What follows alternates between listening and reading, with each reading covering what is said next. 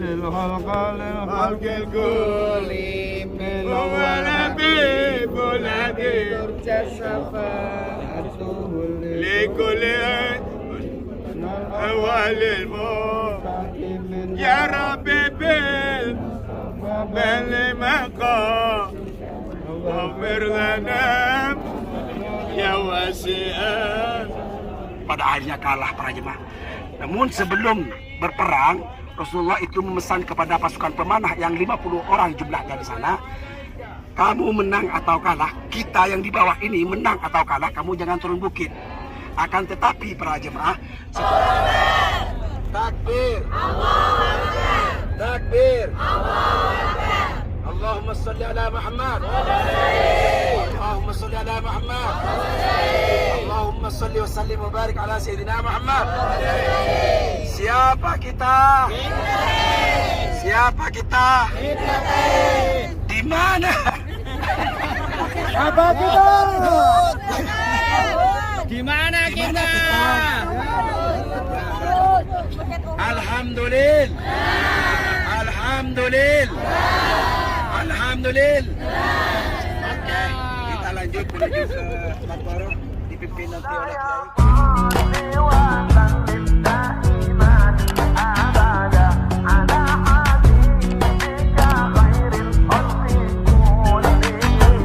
مولاي صل وسلم دائما ابدا على حبيبك خير الخلق كلهم. Strategi dijadikanlah sebelah kanan Rasulullah ini, sedangkan orang kafir itu datang dari sana. Orang kafir itu datang dari sana, jumlahnya 3.000 orang. Kalau Rasulullah yang awalnya 1.000 orang, karena sebelum nyampe ke sini itu 300 orang munafik, yaitu lari dari barisan perang Rasulullah, sehingga yang maju ke peperangan pada akhirnya jumlahnya 700. Yang 50 orang itu ditempatkan oleh Rasulullah di bukit yang sana itu, yang ada orangnya di situ, ahli pemanah. Jadi pasukan pemanah Rasulullah itu diletakkan di sana, sehingga bukit tersebut dinamakan Bukit Pemanah. Dan yang 3.000 orang itu datangnya dari sana. Maka Rasulullah mengambil strategi supaya aman dari depan, dari kanan dan kiri dan belakang. Rasulullah itu membuat orang kafir itu maju ke tengah-tengah sini para jemaah. Di sini, di daerah sini nih. Sehingga Rasulullah itu aman dari sebelah kanan karena ada Jabal Uhud, aman dari sebelah kiri karena ada Bukit Pemanah. Andai kata orang kafir mau nyerang dari sebelah kiri, maka dengan gampangnya dipanah oleh pasukan pemanah. Maka 650 orang yang sisanya itu ada di barisan perang Rasulullah. Rasulullah itu dijaga oleh orang Islam, oleh sahabat Rasulullah. Ada yang mengatakan 11 orang, ada yang mengatakan 16 orang di sini, di belakang sini. Dan majulah orang kafir para jemaah. Setelah maju, maka dengan strategi perang Rasulullah yang jitu, maka orang kafir cuma bisa menyerbu dari satu arah, dari sini. Dengan dengan berkah dari strategi Rasulullah, maka orang kafir pada akhirnya kalah para jemaah. Namun sebelum berperang, Rasulullah itu memesan kepada pasukan pemanah yang 50 orang jumlahnya di sana, kamu menang atau kalah, kita yang di bawah ini menang atau kalah, kamu jangan turun bukit. Akan tetapi para jemaah, setelah orang kafir di sini menang, orang Islam menang, orang kafir sampai lari meninggalkan barang-barangnya. Kita tahu tadi saya sampaikan bahwasanya orang kafir tatkala mau berangkat dari kota Mekah, mereka banyak bawa harta karena ingin balas dendam di kekalahan pada perang Badar. Maka setelah mereka kalah para jemaah, nggak sempat mereka ambil barang-barang bawaan mereka kabur dan dikejar, bahkan dikejar sampai ke sana. Orang kafir kabur di sana. Orang kafir ini bagusnya mereka itu para jemaah, strategi perangnya itu dikomandani yang memprakarsai dari pemikiran strategi perangnya itu Sayyidina Khalid bin Walid sebelum masuk Islam. Sayyidina Khalid bin Walid itu di barisan perang orang kafir itu ada di sebelah kanan sana dengan 200 orang penunggang kuda sebagai backing para jemaah. Itu sudah direncanakan oleh orang kafir. Tatkala orang Islam itu kejar orang kafir yang sudah kalah, maka pasukan pemanah yang melihat sudah menang, melihat harta rampasan di sini sudah banyak, mereka dikatakan ada yang lupa terhadap anjuran Rasulullah jangan turun menang atau kalah. Mereka turun dan mengambil harta-harta rampasan tersebut. Sehingga Khalid bin Walid yang melihat dari jauh para jemaah, orang pasukan pemanah benteng dari sebelah kiri Rasulullah sudah koyak, maka Khalid bin Walid dengan 200 penunggang kudanya mereka lari ke sini para jemaah, naik dari belakangnya bukit tersebut, sehingga dikatakan cuma 11 orang saja yang masih bertahan di sana, sisanya yang 50 itu turun semuanya. Cuma dari 50 itu cuma 11 orang yang bertahan, termasuk komandannya di situ. Nah, yang 11 orang ini menghadapi 200 orang pasukan Khalid bin Walid, maka kewalahan dan sampai syahid semuanya yang 11 orang, sehingga Rasulullah yang berada di sini para jemaah diserang balik oleh orang kafir. Melihat Khalid bin Walid sudah menyerang balik, tadi yang awalnya dikejar para jemaah, maka disitulah orang kafir malah ngejar balik. Sampai dikatakan dalam sejarah, sampai terkaget-kaget orang Islam, kenapa orang kafir ini balik lagi ke medan perang. Ternyata di belakang Rasulullah dalam keadaan bahaya diserang balik oleh Khalid bin Walid. Maka setelah itu bahkan yang syahid di sini orang Islam ada dikatakan karena kagetnya orang-orang Islam sampai ada yang keinjak oleh temannya. Kabur orang Islam ini kembali lagi mundur ke sini untuk kembali kepada Rasulullah. Yang mana Rasulullah yang dikelilingi beberapa orang saja, pada akhirnya seluruh yang dampingi Rasulullah itu sampai wafat para jemaah, sampai syahid setelah terserang balik. Maka kumpul lagi orang kafir, terjadi perang lagi di sini, pada akhirnya kalah para jemaah. Yang awalnya orang Islam itu menang, tadi sampai kabur orang kafir, pada akhirnya kalah karena tidak mematuhi perintah Rasulullah SAW. Logikanya, kalau sudah menang, kalau logika kita, kalau sudah menang kan nggak apa-apa turun. Tapi disitulah di balik perintah Rasulullah pasti ada hikmah yang begitu besar. Nah, contoh nyatanya ketika mereka sudah turun, maka diserang baliklah orang Islam.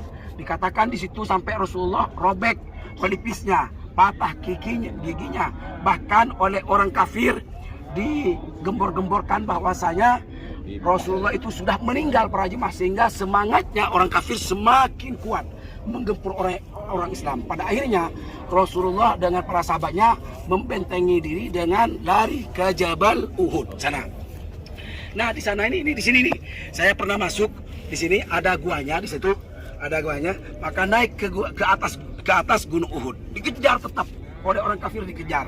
Akan tapi mereka sudah berpikir juga, orang itu dalam strategi perang kalau sudah di atas pasti gampang untuk dipanah yang di bawah. Maka mereka merasa puas dengan kemenangannya sehingga tidak mengejar lagi Rasulullah yang sudah berada di atas Gunung Uhud. Seperti itu. Seketika kembali di situ banyak kisah-kisah yang sangat strategis, sehingga syahidlah yaitu pamannya siapa? Pamannya Rasulullah, Sayyidina Hamzah.